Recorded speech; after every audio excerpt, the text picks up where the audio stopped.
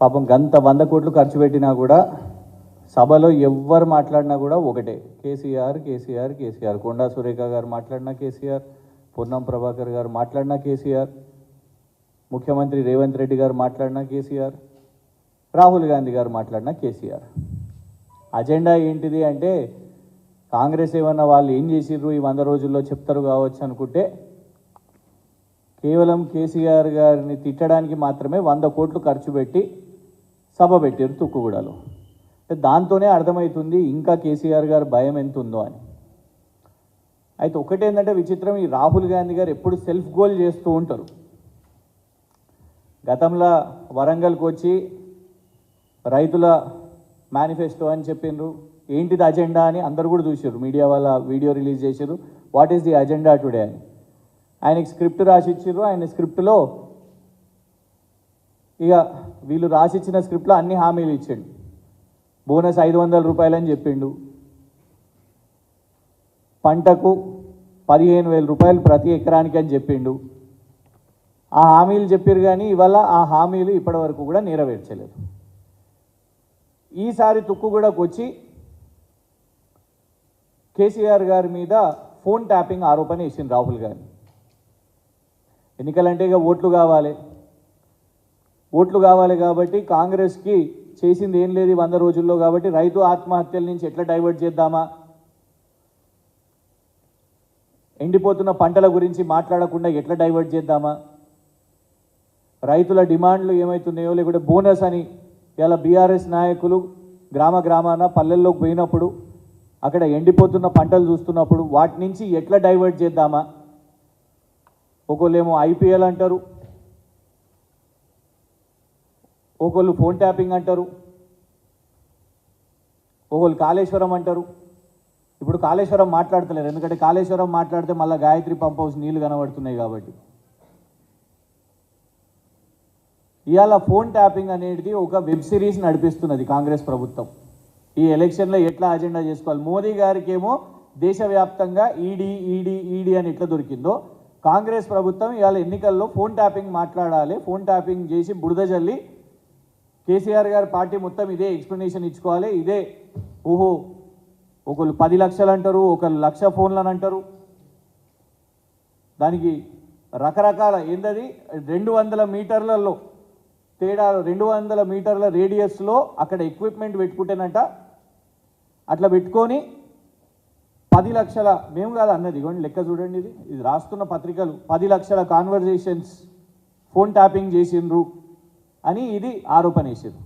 అంటే 10 లక్షల కోసం మళ్ళీ ఏమని ఆరోపణ, దీనికోసం వార్ రూమ్స్ ఏర్పాటు చేసిర్రంట. 200 మీటర్స్ రేడియస్లో ఇదేదో ఎక్విప్మెంట్ పెట్టుకుంటేనంట ఈ 10 లక్షల ఫోన్లు అయితే అంట. అంటే మరి 10 లక్షల ఫోన్లు మీరు అంటున్నట్టు రాజకీయ నాయకులది, వ్యాపారవేత్తలది, హవాలా ఆపరేటర్లది, సినీ తారలది ఇవన్నీ చేసిర్రంటే మరి 10 లక్షల ఆఫీసులను కూడా కిరాయికి తీసుకోవాలి కదా. మరి సీజ్ చేసిర్రా? ఎన్ని ఆఫీసులను సీజ్ చేసిర్రు? 200 మీటర్ల రేడియస్లో పెట్టి చేయాలి అని అంటే మీరు అంటున్నట్టు 10 లక్షల ఫోన్ కాన్వర్జేషన్స్ అంటే మరి 10 లక్షల ఆఫీసులను సీజ్ చేసిండ్రా? ఇష్టం వచ్చినట్టు ఆరోపణ ఇది. ఇక ఈ స్క్రిప్ట్ని రాహుల్ గాంధీ గారికి అందించారు. అయితే మేము ఏమంటున్నామంటే రాహుల్ గాంధీ గారు చాలా పెద్ద సెల్ఫ్ గోల్ చేశారు. రాహుల్ గాంధీ గారు కేసీఆర్ గారిని జైల్లో వేద్దామనే ప్రయత్నం చేస్తారు కదా.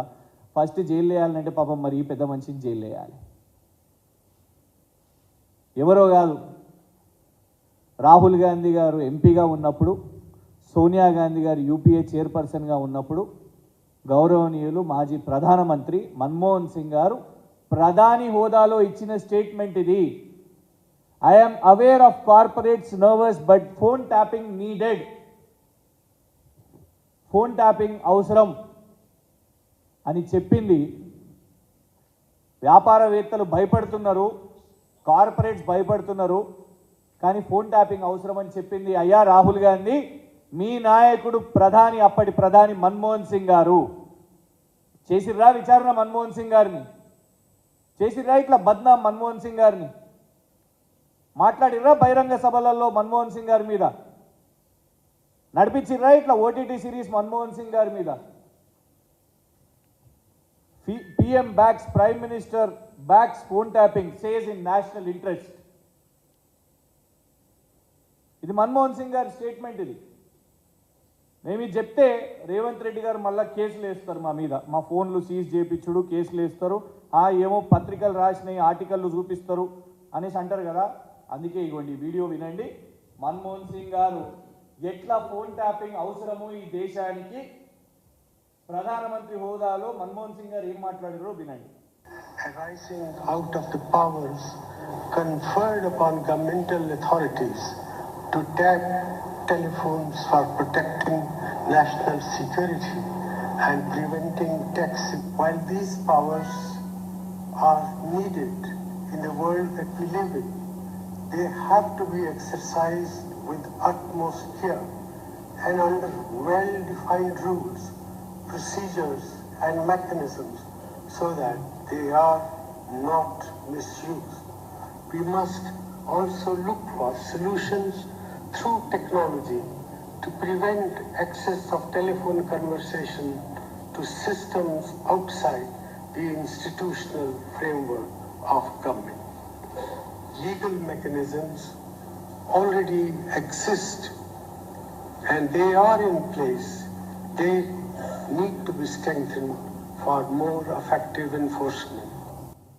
ఇది ప్రధానమంత్రిగా మన్మోహన్ సింగ్ గారు ఫోన్ ట్యాపింగ్ ఎందుకు అవసరం, ఎట్లా అవసరం, ఏ వరకు చేయాలి అని మన్మోహన్ సింగ్ గారు మాట్లాడింది. మరి రాహుల్ గాంధీ గారికి అప్పుడు సోయలేదా? అప్పుడు ఎంపీగా ఉన్నారు కదా, కాంగ్రెస్ పార్టీకి జనరల్ సెక్రటరీ, ఆ తర్వాత వైస్ ప్రెసిడెంట్గా కూడా ఉన్నారు కదా. మరి ఇవాళ మన్మోహన్ సింగ్ గారి మీద ఎందుకు విచారణ చేయలేదు ఫోన్ ట్యాపింగ్ కోసం ఇంత మాట్లాడి? ఇగోండి, telecom regulatory authority of India వాళ్ళు ఇచ్చిన స్టేట్మెంట్ ఇది. ఆనరబుల్ ఢిల్లీ హైకోర్టుకి ఇచ్చిన స్టేట్మెంట్ ఇది. ఫోన్ ట్యాపింగ్ విషయం మీద ఆ డీటెయిల్స్ అవి కూడా బయట పెట్టలేము అనేసి ట్రాయ్ వాళ్ళు ఇచ్చారు. మేము ఇది అనేది ఏంటంటే, చేయండి, ఇప్పుడు విచారణ చేయండి, నిష్పాక్షికంగా విచారణ చేయండి, రాజకీయ విచారణ కాదు. అందరినీ విచారణ చేయండి, ట్రాయ్ని అడగండి, అవునా ఫోన్ ట్యాపింగ్లు జరిగినాయా, ఇక్కడ జరిగితే ఎందుకు ఇలా ఈ పార్టీలో ఈ కేసులో ట్రాయ్ని ఎందుకు పెట్టలేదు, టెలికాం ప్రొవైడర్స్ని ఎందుకు పెట్టలేదు?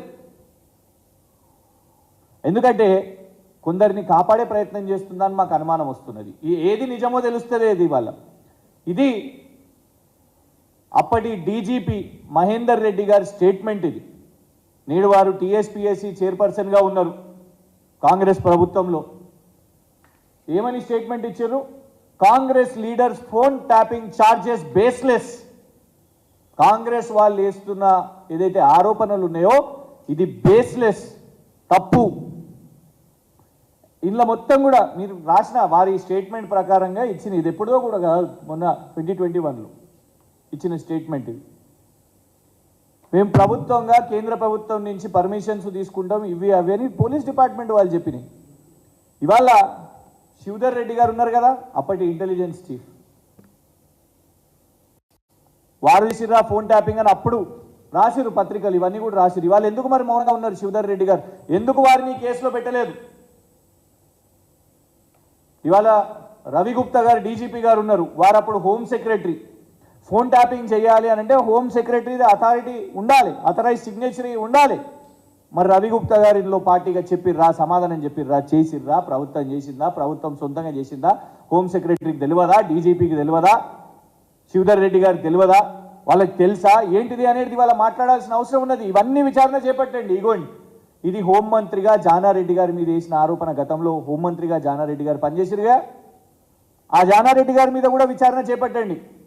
అప్పటి ప్రజారాజ్యం నాయకులు హరిరామ జోగయ్య గారు చిరంజీవి గారికి, వారి పార్టీ అధ్యక్షుడికి లేఖ రాసి జానారెడ్డి గారు ఫోన్ ట్యాపింగ్లు చేస్తున్నారు అని అంటే దాన్ని ఖండించింది జానారెడ్డి గారు. ఇలా మర్చిపోయిర్రా, మీ మీద రాలేదా ఫోన్ ట్యాపింగ్ ఆరోపణలు? ఇట్లా దునియా ఆరోపణలు వచ్చిన రాహుల్ గాంధీ గారు పెద్ద సత్య హరిశ్చంద్రుడని, శుద్ధపూస అని ఇవాళ వచ్చి తెలంగాణ గడ్డ మీద కేసీఆర్ గారి మీద ఆరోపణలు వేస్తున్నారు కదా. ఆధారాలు లేకుండా కానిస్టేబుల్లను పట్టుకొని, డిఎస్పీలను పట్టుకొని, ఏసీపీలను, డీసీపీలను పట్టుకొని ఎట్లా గత ప్రభుత్వంలో పనిచేసిన అధికారులను ఎట్లా ఒత్తిడి పెట్టాలి. ఫస్ట్ అరవింద్ కుమార్ గారితో మొదలుపెట్టిర్రు, తర్వాత జయేష్ రంజన్ గారిని టార్గెట్ చేసిర్రు, స్మితా సబర్వాల్ గారిని టార్గెట్ అని అంటారు. ఇవన్నీ కథనాలు రాసుకున్నారు కదా. అంటే అప్పుడు అధికారులు పనిచేసిరు కాబట్టి వాళ్ళని ఎట్లా టార్గెట్ చేయాలి, ఇప్పుడు వీళ్ళందరినీ కూడా ఎట్లా జైలు పంపించి దాని బేసిస్గా కేసీఆర్ గారి మీద ఆరోపణలు వేయాలి అని ప్రయత్నం చేస్తున్నారు. ఇవాళ ఏంది, కొత్త వెబ్ సిరీస్ ఏం లేదు, నెట్ఫ్లిక్స్, అమెజాన్ వీటిలో ఏం నడుస్తలేవు కొత్తవి. అందుకే న్యూస్ ఛానల్స్లో నడిపేయడానికి రేవంత్ రెడ్డి గారు ఫోన్ ట్యాపింగ్, రోజు ఒక ఎపిసోడ్ ఫోన్ ట్యాపింగ్ అయిందంట, 10 లక్షల ఫోన్లు అయినాయంట, 1,00,000 ఫోన్లు అయినాయంట, అవి ఇట్లా ఇజ్రాయెల్ నుంచి వచ్చినాయంట, ఇరాక్ నుంచి వచ్చినాయంట, ఇరాన్ నుంచి వచ్చినాయంట. ఆ సాఫ్ట్వేర్లు పెట్టుకొని ఆ హీరోయిన్ గురించి విన్నారంట, ఈ హీరో గురించి విన్నారంట. మరి బిఎస్ఎన్ఎల్ వాళ్ళు ఏం చేస్తున్నారు, జియో వాళ్ళు ఏం చేస్తున్నారు, ఎయిర్టెల్ వాళ్ళు ఏం చేస్తున్నారు? వాళ్ళకి అన్ని తెలియకుండా వాళ్ళు ఇది జరిగినాయా? ఇవాళ ఫస్ట్ విచారణ చేపట్టాలంటే రాహుల్ గాంధీ గారు ఇవ్వండి ఫోన్ ట్యాపింగ్ అవసరం అని దాన్ని బ్యాకింగ్ చేసిన మన్మోహన్ సింగ్ గారి నుంచి మొదలు పెడతారా? లేదు పెగాసెస్ అని పార్లమెంట్లో బీజేపీ వాళ్ళ మీద పెద్ద ఆరోపణలు వచ్చినాయి, దుమారం వచ్చినాయి. ఇలా బీజేపీలు కూడా మాట్లాడబట్టే ఫోన్ ట్యాపింగ్ గురించి. పెగాసెస్కి అయిన బీజేపీ వాళ్ళు తీసుకొని వచ్చి దేశవ్యాప్తంగా వాళ్ళు చేసుకుంటా వాళ్ళు కూడా మాట్లాడబట్టే. మేము ఒకటే చెప్తున్నాం, గీ ప్రచారాలకు భయపడేది లేదు. పొద్దున్న లేస్తే కేసీఆర్ గారు ముఖ్యమంత్రి ఉన్నప్పుడు కూడా బీజేపీ వాళ్ళు కేసీఆర్ గారిని జైలు వేస్తాం, చెంచల్గూడ వేస్తాం, చెర్లపల్లి వేస్తాం. ఇవాళ కాంగ్రెస్ వాళ్ళు అదే పాట పట్టిరు. ఆ కేసులో పసలేదు, పుట్టి సినిమా స్క్రిప్ట్ నడిపిస్తున్నారు. ఆ స్క్రిప్ట్లో భాగంగా ఇవాళ వాళ్ళ అజెండా ఏంది, నరేంద్ర మోదీ గారు వచ్చి జగిత్యాల్లో ఈడీ కేసు కదా అని మాట్లాడారు. ఏమైంది ఈడీలో ఏం తెలిసింది? మొన్న సంజయ్ సింగ్ అని ఆమ్ ఆద్మీ పార్టీ ఆయన విడుదల అయినప్పుడు ఏమని చెప్పారు? గింత కూడా రూపాయి కూడా దొరకలేదు మీకు మనీ ట్రైల్ అని చెప్పిరుగా. రూపాయి దొరకలేదు ఇప్పటి వరకు. వాళ్ళని అట్లనే పెడుతున్నారు, బెయిల్లు వస్తున్నాయి. శివసేన సంజయ్ రావుత్ మీద కేసు వేసిర్రు, రూపాయి దొరకలే. ఎవరిది ఇట్లనే. జార్ఖండ్ ముఖ్యమంత్రిది మాత్రం దొరికింది ఈడీ వాళ్ళకు. నిన్న స్టేట్మెంట్ రిలీజ్ చేశారు. జార్ఖండ్ దాంట్లో దొరికింది. ఏం దొరికిందబ్బా అనుకుంటే ఒక టీవీ, ఒక ఫ్రిడ్జ్ అంట ఈడీ వాళ్ళకు. ఒక ముఖ్యమంత్రిని, జార్ఖండ్ ముఖ్యమంత్రిని టీవీ, ఫ్రిడ్జ్ దొరికినందుకు ఈడీ వాళ్ళు గిరఫ్తారు చేశారు, మోదీ గారు ఈడీని. ఇవాళ మేము రాహుల్ గాంధీ గారికి చెప్తున్నాం, మొన్న గిట్టనే వచ్చి అబద్ధాలు ప్రచారం చేసి టీం బి అన్నావు. ఎవరు ఓడగొట్టిరు బండి సంజయ్ గారిని? కేసీఆర్ గారి పార్టీ ఓడగొట్టింది. ఎవరు ఓడగొట్టిరు? రఘునందన్ రావు గారిని కేసీఆర్ గారి పార్టీ ఓడగొట్టింది. ఇవాళ ఎవరిని పెట్టుకున్నారు మీరు? డమ్మీలను పెట్టుకున్నారు అభ్యర్థులుగా. కరీంనగర్ అభ్యర్థి అయిర్రా ఇంకా కాంగ్రెస్ పార్టీకి? అధికారంలో ఉన్న కాంగ్రెస్ పార్టీ కరీంనగర్లా రాహుల్ గాంధీ గారు అప్పుడు ప్రచారం చేయలే, ఇప్పుడు కూడా చేయరు. ఎందుకు? Match fixing. అందుకే కదా రేవంత్ రెడ్డి గారు ఏమంటారు, ఆయనకి రావనుకోండి ఆ నంబరు, కానీ 14 సీట్లు వస్తాయి మాకు అని. మరి ఎవరికి ఏ సీట్ అప్పచెప్పిర్రు? సికింద్రాబాద్ అప్పచెప్పిర్రా? మల్కాజ్గిరి బీజేపీకి అప్పచెప్పిర్రా?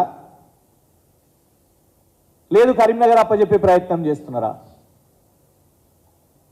స్పష్టంగా తెలుసు టీం బి ఎవరో, భారతీయ జనతా పార్టీకి. వాళ్ళ దేశవ్యాప్తంగా భారతీయ జనతా పార్టీ నరేంద్ర మోదీ పెరగాలంటే రాహుల్ గాంధీ కాంగ్రెస్ ఉండాలి అనేదే ఉన్నది. రాహుల్ గాంధీ ఉట్టిగానే ఇక్కడికి వచ్చి అబద్ధాలు మాట్లాడతాం, కేసీఆర్ గారి మీద ఉట్టిగానే బురద చల్లుతాం, ఆ సునీల్ కనుగోలు అనే ఆయన స్క్రిప్ట్ రాసిస్తే దాన్ని చదువుతాం అంటే ఊరుకునేది లేదు. మళ్ళా మేము పుసుక్కని పరువు నష్టం దావా వేస్తే మా మీద కేసేస్తారా కేటీఆర్? పరువు నష్టం దావా వేస్తారా అని మీరు ఏది పడితే అది మాట్లాడాలి. మీరు ఆధారాలు లేకుండా ఆరోపణలు వేయాలి. మళ్ళా మేము చట్టపరంగా మేము పోతేనేమో ఎట్లెట్లేస్తారు, మీరు కేసులు ఎట్లేస్తారు అని చెప్తారు. రాహుల్ గాంధీ గారి మీద మా పార్టీ ఎలక్షన్ కమిటీ ఏదైతే ఉన్నదో వాళ్ళు ఫిర్యాదు కూడా చేస్తారు. ఖచ్చితంగా ఇవన్నీ ఆధారాలు కూడా మన్మోహన్ సింగ్ గారు గతంలో మాట్లాడిన ప్రధాని హోదాలో మాట్లాడిన వీడియోతో సహా ఇవన్నిటిని కూడా ఎన్నికల కమిషన్ కూడా ఇస్తాం. ఈ ఫోన్ ట్యాపింగ్ దాన్ని ఎందుకంటే జాతీయ భద్రత కోసము అనేసి మన్మోహన్ సింగ్ గారు చెప్పారు. ఇక్కడ పోలీస్ డిపార్ట్మెంట్ కేటీఆర్ గారు ఏమన్నారు కేటీఆర్ గారు, పోలీస్ డిపార్ట్మెంట్ వాళ్ళు వాళ్ళ పని ఏదో చేసినట్టున్నారు అనగానే కథం అగో అట్లెట్లా ఒకటి రెండు అయితే గట్లెట్లా చేస్తారు, ఒకటి రెండు కేటీఆర్ గారు ఒప్పుకున్నట్టే చూసిరా, 2 చేసిన వాళ్ళు 20 కూడా చేసి ఉండొచ్చు అని. మరి ఇదేంది వీళ్ళ టైంలో చేసింది మన్మోహన్ సింగ్ గారు ఏంది మరి? కేవలం ఇది ఒకటే కాదు, వాళ్ళ టైంలో 2011లోనే 1,00,000 ఫోన్ ట్యాపింగ్ 1,00,000 ఫోన్స్ను ఫోన్ ట్యాపింగ్ చేస్తున్నారు అని ఉన్నది. And they have supported it. దానికోసం ఎవరిని జైల్లో వేస్తారు? రాహుల్ గాంధీ గారిని పెడదామా, లేకుంటే ఆ ప్రభుత్వానికి పెద్ద అయిన యూపీఏ చైర్పర్సన్ సోనియా గాంధీ గారిని పెడదామా, లేకుంటే మన్మోహన్ సింగ్ గారిని పెడదామా? రాహుల్ గాంధీ గారు వచ్చింది కదా, పోయింది కదా, మాట్లాడేసి వెళ్ళిపోయారు కదా అంటే మేము మర్చిపోతామని అనుకోకండి. ఖచ్చితంగా కాంగ్రెస్ నాయకులు ఇవాళ దాని గురించి ఇంకా కంటిన్యూ మాట్లాడుతుంటే మేము భయపడి సైలెంట్ ఉండము. ఇవన్నింటినీ కూడా తీస్తాం, ప్రజల ముందు పెడతాం. ఇవాళ ఉట్టిగానే అబద్ధాలు మాట్లాడాలి, కేసీఆర్ గారిని టార్గెట్ చేయాలి, మేము ప్రభుత్వంలో ఉన్నాం కదా ఆయనని ఎట్లా కార్నర్ చేయాలి అని రోజుకి ఇదే నడిపిస్తున్నారు. దాన్ని ప్రజల ముందు పెడతాం, ఇవన్నిటినీ కూడా డెఫినెట్గా ఎదుర్కొంటాం. Thank you. మా ఎలక్షన్ పార్టీ తరఫు నుంచి ఎన్నికల కమిషన్కి వెళ్ళి మా కోఆర్డినేషన్ టీం ఏదైతే ఉన్నారో వాళ్ళు కంప్లైంట్ చేస్తారు.